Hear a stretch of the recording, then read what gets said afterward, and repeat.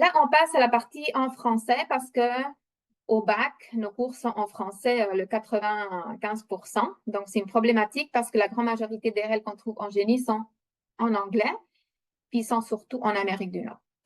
Donc, j'ai essayé de voir, il y a d'autres plateformes francophones, surtout en France. Il y a certaines plateformes plus génériques francophones qui prennent aussi beaucoup de pays de l'Afrique, d'autres pays de langue française, même le Québec, on peut trouver des choses là-dedans.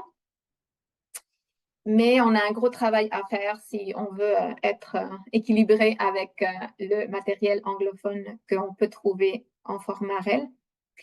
Donc, en 2019, le ministère de l'Éducation a créé la fabrique REL pour encourager, pour aider nos profs à l'université et au cégep à créer des REL.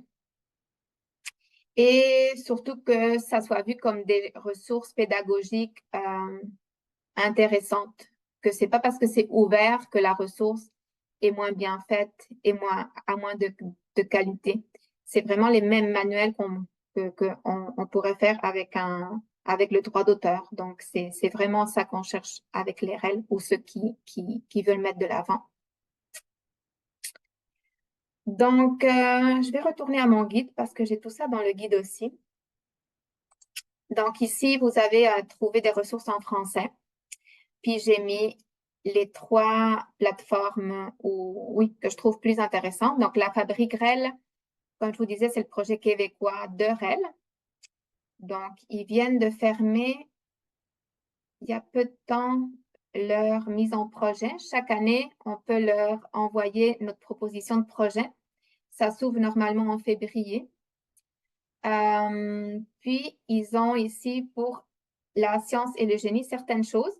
Lui, je l'ai mis de l'avant dans le guide parce que c'est fait à l'ETS. Donc, l'ETS a fait une REL très intéressante avant nous. On est toujours en compétition avec l'ETS. Donc, il y a une collègue bibliothécaire, j'ai cliqué, mais je ne voulais pas cliquer, qui a travaillé avec un prof, excusez, je vais fermer mes 46 000 anglais que j'ai ici.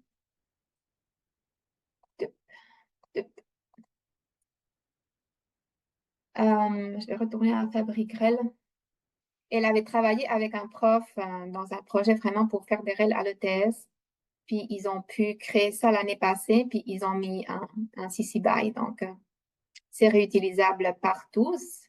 Mais il y a aussi d'autres choses qui sont faites surtout. Là, c'est un collège. Il y a l'université de Sherbrooke qui est à l'intérieur de la fabrique REL qui fait beaucoup de choses. Là, c'est un autre collège, Montmorency.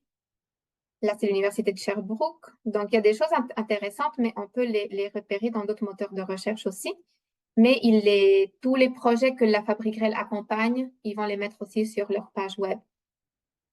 Donc, on peut aller voir ça aussi. Je pense que l'Université Laval, l'Université de Montréal, puis l'Université de Sherbrooke et l'UQAM sont associés à la fabrique REL. Puis, ils font aussi des REL pour tout ça qui est enseignement. Donc, intéressant à connaître la fabrique REL. Puis, toujours qu'on a des questions qu'on ne sait pas répondre, ben, ils vont nous aider très gentiment. Donc, ils sont là aussi pour nous supporter.